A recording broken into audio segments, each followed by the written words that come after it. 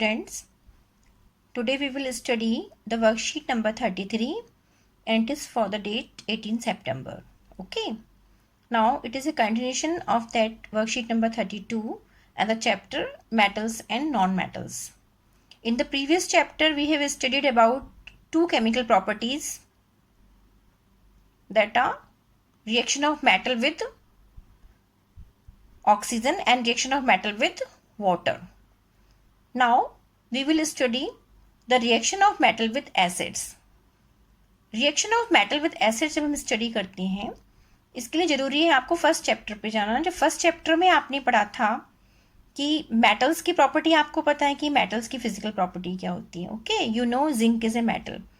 We have read there कि हमने पढ़ा था वहाँ पर whenever zinc in zinc dilute HCl और H2SO4 सल्फ्यूरिक एसिड और HCl is added, it produces zinc chloride or zinc sulfate and hydrogen gas is evolved. It's very important.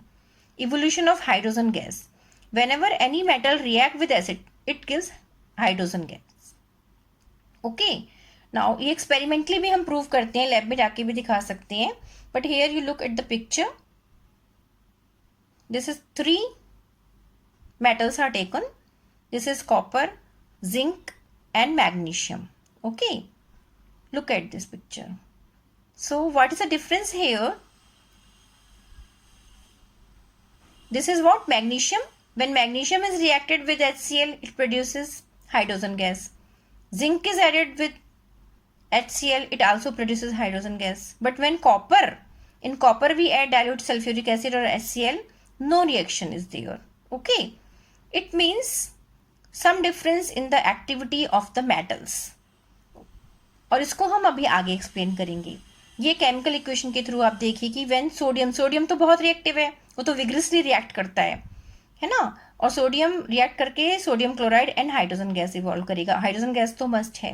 This is the chemical equation. Okay, now hydrogen gas is not evolve when a metal reacts with nitric acid. ये बहुत important thing है कि nitric acid के साथ hydrogen gas evolve नहीं होती, और वो भी एसिड ही है। नाइट्रिक एसिड भी एसिड है, HCl भी एसिड था, H2SO4 भी एसिड था। तो ऐसा क्यों है कि नाइट्रिक एसिड के साथ हाइड्रोजन गैस इवॉल्व नहीं हो रही। ओके, तो रीजन इज दैट कि नाइट्रिक एसिड जो होता है, फार्मूला इज HNO3।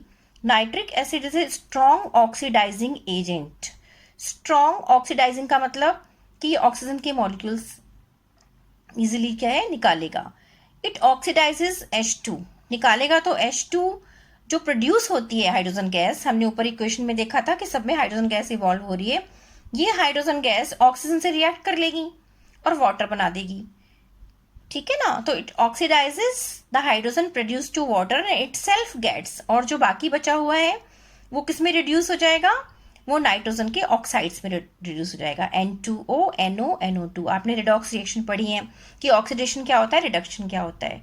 तो एक तो वाटर क्या हुआ, ऑक्सीजन से रिएक्ट कर गया, ऑक्सीडाइज हो गया, और दूसरा ये रिड्यूस हो गया क्योंकि जब ऑक्सीजन निकल गई जिसमें से वो रिडक्शन रिएक्शन होती है, तो रिड्यूस होकर क्या बना दिया, N2O, NO और NO2। ओके, लेकिन कुछ एक्सेप्शन यहाँ पर हैं कि magnesium and manganese they both react with HNO3, very dilute HNO3। Strong से तो ये रिएक्शन भी नहीं होगी कि स्ट्रॉन्ग जो है वो और ज़्यादा ऑक्सीडाइजिंग हो जाएगा तो H2 गैस इवॉल्व नहीं होगी।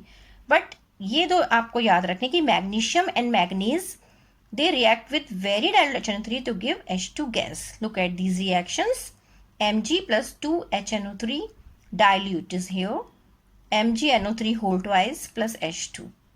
Mn plus HNO3, MnNO3 whole twice, manganese nitrate and magnesium nitrate, and hydrogen gas is evolved. Okay, this is clear. Now the next thing, reaction of metal with solution of other metal, कि अगर हम एक metal को दूसरी metal के solution में डाल दें, वो कैसे।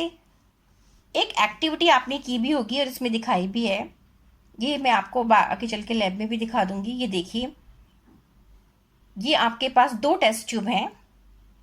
ओके, 2 टेस्ट ट्यूब में आपको दिखाया हुआ है। एक टेस्ट ट्यूब के अंदर क्या, कॉपर सल्फेट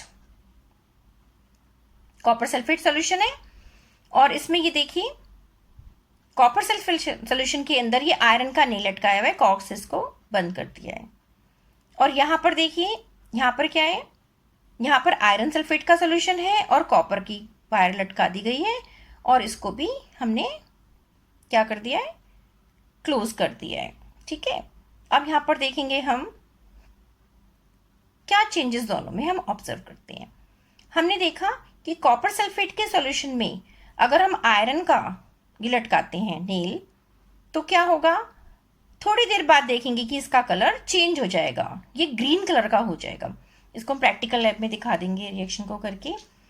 ग्रीन कलर का हो गया ये, इसका मतलब क्या हुआ कि आयरन ने कॉपर सल्फेट से रिएक्शन कर लिया और आयरन सल्फेट जो कि ग्रीन कलर का होता है वो बन गया और कॉपर जो है वो मेटल डिस्प्लेस हो गई वहां से। This is called displacement reaction. ये आपने फर्स्ट चैप्टर में पढ़ी थी। Okay, first equation written here, whenever a metal is added to metal salt solution, another metal salt solution, then a salt solution of first metal plus second metal is removed. This is the reaction, displacement reaction. ये reaction भी मैंने आपको समझा दी है। अब second देखिए, when we add, वही था हमारे पास, अब आयरन सल्फेट का सोल्यूशन था एंड कॉपर वायर उसमें ऐड करी थी, तो कोई रिएक्शन नहीं हुई। अब यहाँ पर क्वेश्चन आता है कि why the reaction doesn't occur in this test tube and here it occurs. तो what is the reason? Yes, वही रीजन फिर से कि जो एक्टिव मेटल है, एक्टिव मेटल दूसरी मेटल को उसके सॉल्यूशन में से डिस्प्लेस कर देती है, लेकिन जो एक्टिव मेटल नहीं है, जैसे इसमें था आयरन ने कॉपर सल्फेट में से कॉपर को डिस्प्लेस कर दिया, खुद उसका सोल्यूशन बन गया। बट यहाँ पर कॉपर नहीं कर पाई आयरन सल्फेट में से आयरन को, इसका मतलब copper is less reactive than to iron. लेकिन वही कॉपर जब AgNO3 में डाली हमने, सिल्वर नाइट्रेट के सोल्यूशन में डाला उस कॉपर को, तो हमें कॉपर नाइट्रेट मिल गया और सिल्वर डिस्प्लेस हो गया। It means which metal is more reactive?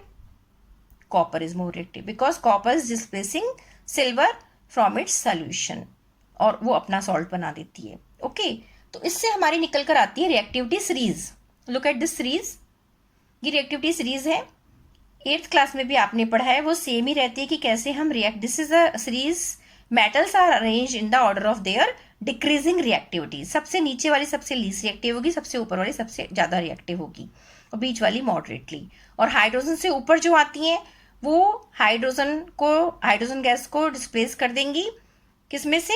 Acid में से, और नीचे वाली रिएक्ट नहीं करती। तभी मैंने बताया था कि कॉपर जो है वो किसी भी एसिड से रिएक्ट नहीं करती है। Okay, now which metal from magnesium to lead can react with acids? यहां से हम देख सकते हैं, while metals from magnesium to lead can react with acids and metals from copper to gold are highly unreactive and do not react with any other substance in normal conditions. ये पीछे भी आपने पढ़ा हुआ कि बहुत ज़्यादा लीस्ट रिएक्टिव मेटल्स होती हैं, तभी इनके ऑर्नामेंट्स गोल्ड के, सिल्वर के बनते हैं।